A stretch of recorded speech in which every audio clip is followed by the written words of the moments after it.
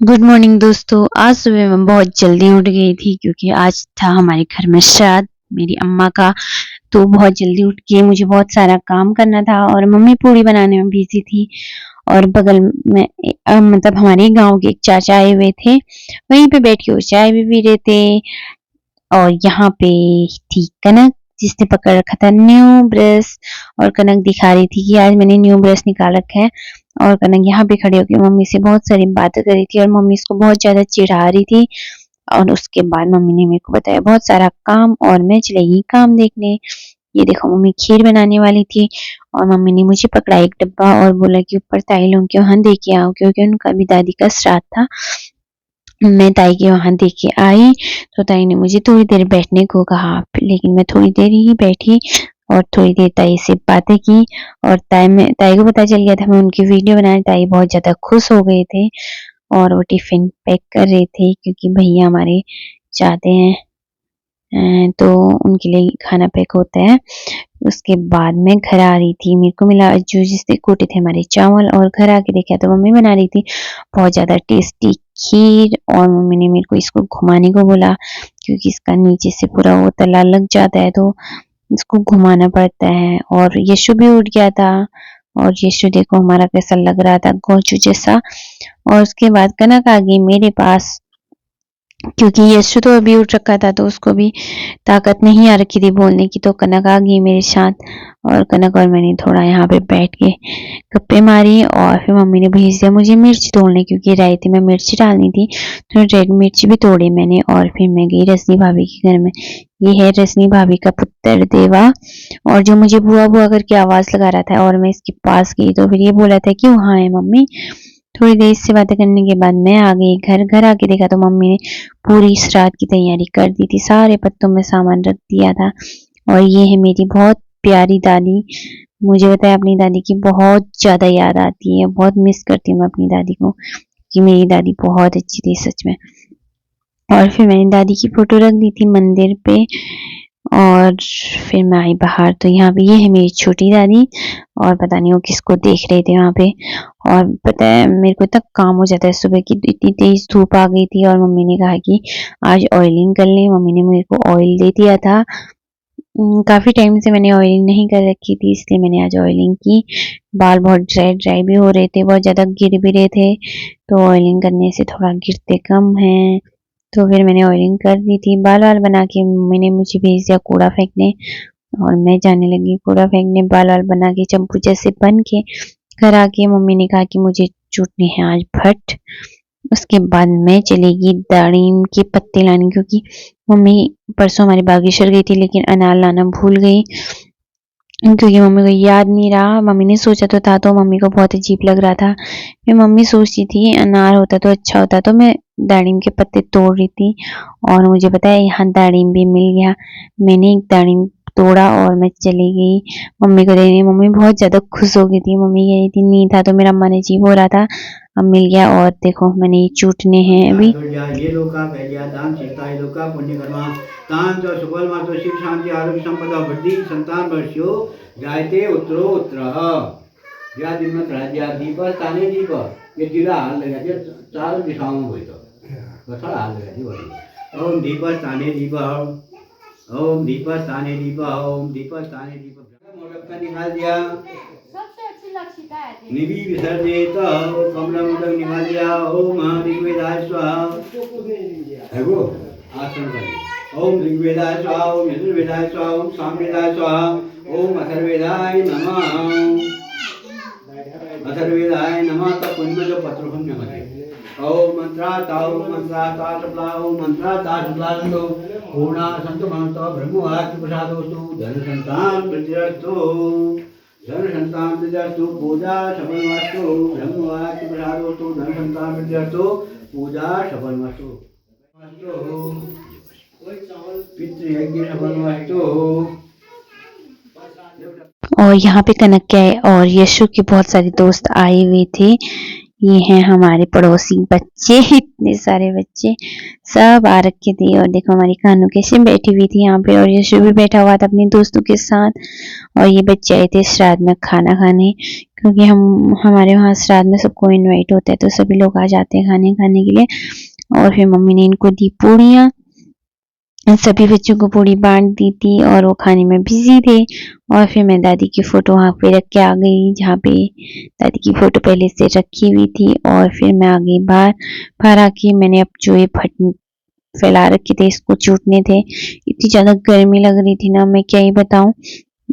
ऐसा होता है जब हम खेत में जाते हैं तब तो थकान होती है। ऐसा लगता है कि थकान इसलिए हो रही है क्योंकि हम खेत में काम करें, और जब एक घर में थकान होती है ना, बिल्कुल ऐसा लगता है कि हमने कुछ किया ही नहीं, और इतनी ज्यादा थकान क्यों हो जाती है। लेकिन मेरा बहुत ज्यादा काम हो गया था। मैंने इतने ज्यादा भर चूटे, और देखो मैंने चुट चुट के उनका हलवा बना दिया था। और मुझे इतनी ज्यादा गर्मी भी लग रही थी, और काम इतना ज्यादा हो जाता है श्राद्ध के दिन, इतने ज्यादा काम हो जाते हैं ना श्राद्ध के दिन। मम्मी बेचारी भी बहुत ज्यादा थक गई थी। आज मेरी मम्मी पता है 3:30 बजे उठ गई थी, और मम्मी ने इतनी ज्यादा काम कर लिए थे। मैंने भी सुबह बहुत ज्यादा काम किए, जैसे गाय का दूध लेके आना, और तिमुल के पत्ते तोड़ के लाना, और चक्की से चावल लेके आना। बहुत ज्यादा काम हो गए थे। उसके बाद मैंने भट भी चूटी लिए थे, तो जो मोटी मोटी लकड़ियां होती है ना, तो गुस्सा आता है मुझे भट चूटने में। छी, सबसे गंदा काम लगता है मुझे का। ये हमेशा ही मेरे मतलब हो ही जाता है, ये काम मेरे को ही करना पड़ता है कर हमेशा। तो मैंने छान लिए थे थोड़ा। उसके बाद मैंने थोड़ा झाड़ू लगा लिया था क्योंकि पूरे फैल रखे थे, तो फटाफट मैंने झाड़ू लगाया। और झाड़ू लगा के थोड़ा इकट्ठे कर लिए थे। इतना गुस्सा आ रहा था ना, इतना भूख भी लग रही थी मुझे। और फिर मैं चली गई अंदर। अंदर जाके देखा तो बच्चे सब खाने में लगे थे, कनक की दादी उनको खिलाने में। और देखो बच्चों के सामने कितना ज्यादा ज्यादा चावल रखा था इन लोगों ने। इतना बच्चे खा ही नहीं पाएंगे, पता नहीं अब कितना खाते हैं बच्चे। फिर उसके बाद हमने भी खाना वगैरह खा लिया था।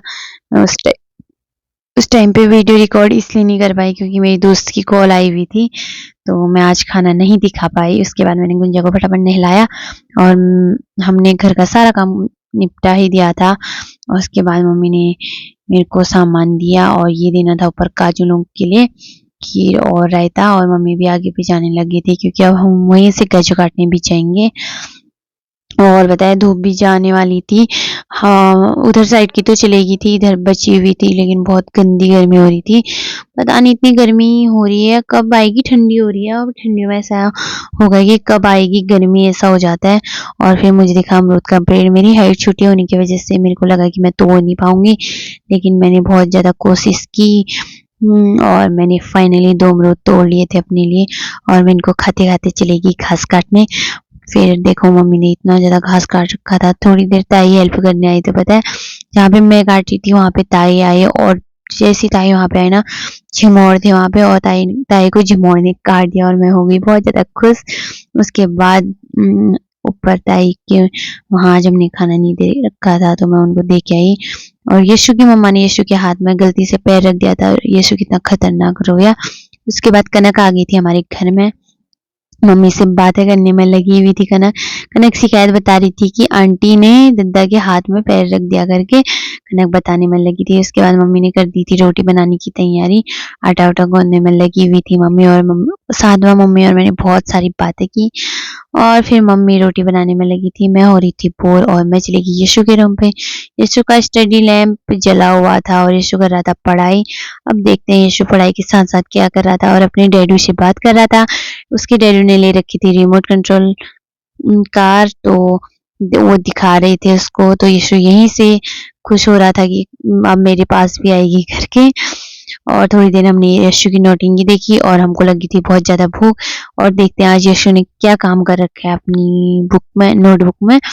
तो ये देखो यशु बना रहा था फिश।